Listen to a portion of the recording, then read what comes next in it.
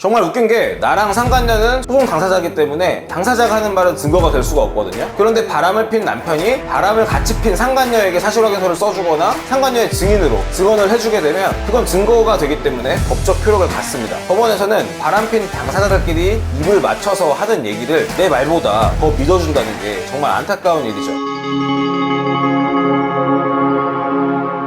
오늘은 배우자의 부정행위와 그에 따른 상간소송과 관련된 대법원 최신 판결을 두 개 소개해드리고자 합니다. 최신 판례를 보다 보니 법원이 정말 상간자한테 너무 관대한 것이 아닌가 하는 생각이 다시 한번 들더라고요. 오늘은 최신 판례 내용을 살펴보면서 상간소송의 법리에 대해서도 간단하게 설명드리고 현재 법원의 태도에서 어떤 부분이 문제인지를 짚어드릴 테니 관심 있는 분은 꼭 끝까지 시청해주시기 바랍니다. 2024년 6월 27일에 선고된 2022부 13504 판결입니다.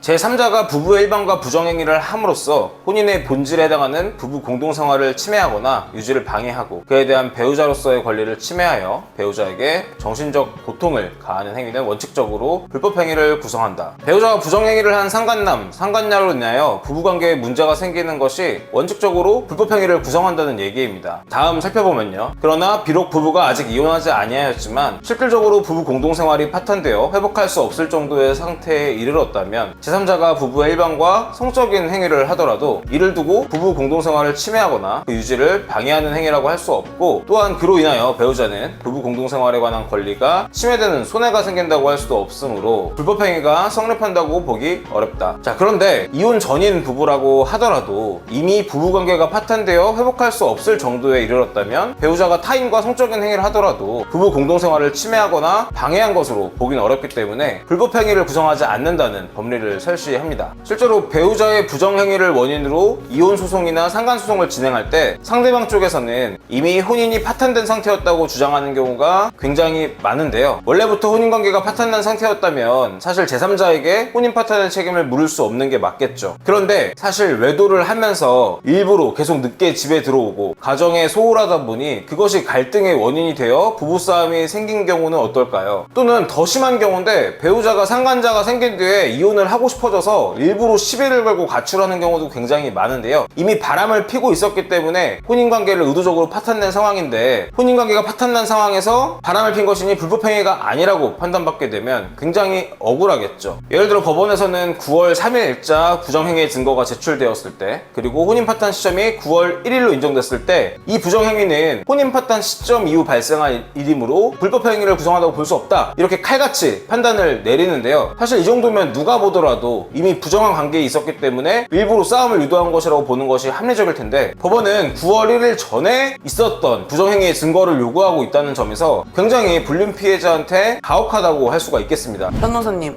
파탄되어 회복할 수 없는 정도의 상태라고 하셨는데 이는 재결합이 어려울 정도로 완전히 관계가 끝난 그런 상황을 의미하는 것일까요? 예, 원칙적으로는 그런 상황을 의미하는 것이 맞는데요. 예를 들어서 혼인관계를 정리하겠다고 각서를 쓴다거나 그런 상황이 해당될 수 있겠죠. 근데 그런 상황뿐만이 아니라 부부 생활을 하다 보면 부부싸움을 할 일이 많지 않습니까? 그런데 싸우고 나서 카톡 같은 걸로 야, 아무래도 너랑은 이제 못 살겠다 이런 문구를 보고 파탄난 상태라는 것을 인정하기도 한다는 것이죠. 따라서 이런 빌미를 주지 않기 위해서는 아무리 화가 나시는 상황이 있더라도 확실한 증거를 잡기 전에는 괜히 부부싸움을 해서 나중에 상대방과 상간자가 빠져나갈 수 있는 빌미를 주는 그런 행동을 주의하셔야 하는 것입니다. 여기서 부부 일방과 부정행위를 할 당시 그 부부의 공동생활이 실질적으로 파탄되어 회복할 수 없는 정도의 상태에 이르렀다는 사정은 이를 주장하는 제3자가 증명해야 한다. 이 말은 즉 소송을 건 불륜 피해자가 혼인관계가 파탄나지 않았다는 것을 증명해야 되는 것이 아니라 상간자가 그 부부의 혼인 파탄 사실을 증명해야 한다는 것을 의미합니다. 말은 그럴듯한데요. 실제 소송을 하게 되면 제3자가 불륜행위 당사자의 도움으로 이를 입증하게 되는 그런 문제가 생깁니다. 무슨 말이냐 하면 예를 들어 내 남편이 상간녀와 바람을 폈다. 그런데 상간녀는 나와 남편 사이가 이미 혼인 파탄 상태라고 주장을 하고 그 증거로 저와 아내 사이의 관계는 진작에 끝난 상태였습니다 라는 내용이 담긴 남편의 사실확인서를 제출한다거나 아니면 심지어 내 남편이 상간녀의 증인으로 나와서 혼인관계가 이미 끝난 상태였다 배우자가 이렇게 증언을 해준다는 것이죠. 정말 웃긴 게 나랑 상간녀는 소송 당사자이기 때문에 당사자가 하는 말은 증거가 될 수가 없거든요. 그런데 바람을 핀 남편이 바람을 같이 핀 상간녀에게 사실확인서를 써주거나 상간녀의 증인으로 증언을 해주게 되면 그건 증거가 되기 때문에 법적 효력을 갖습니다. 법원에서는 바람핀 당사자들끼리 입을 맞춰서 하는 얘기를 내 말보다 더 믿어준다는 게 정말 안타까운 일이죠. 요즘 개인의 자유가 중시되고 있고 판사들도 젊어져서 그런지 제3자에게 혼인 파탄 책임을 묻기가 점점 어려워지고 있는 추세인데요. 지금 소개해드린 대법원 판결은 기존의 법리를 재확인한 그런 판결이라고 보시면 되겠습니다. 그 다음은 24년 6월 27일에 선고한 2023무 12782 판결을 간단히 보겠습니다. 앞부분 설명해드리면 내 배우자가 상간자와 부정행위를 하는 것은 결국 그 둘이 나한테 공동으로 불법행위를 한 것이라고 볼 수 있죠. 공동 불법행위가 있는 경우 그들 상호 간에는 부진정 연대채무 관계에 있다고 보는데요. 그중 한 명, 예를 들어 내 배우자가 부정행위에 대해 손해배상금을 지급한 경우 그 변제의 효력은 부진정 연대채무자인 제3자에 대해서도 미친다 라는 얘기는 결국 내 배우자가 나한테 위자료를 지급하게 되면 그만큼 상간자에 대해서도 변제의 효력이 발생하기 때문에 상간자에 대한 손해배상 소송에서는 그 부분을 감액해야 된다는 얘기입니다.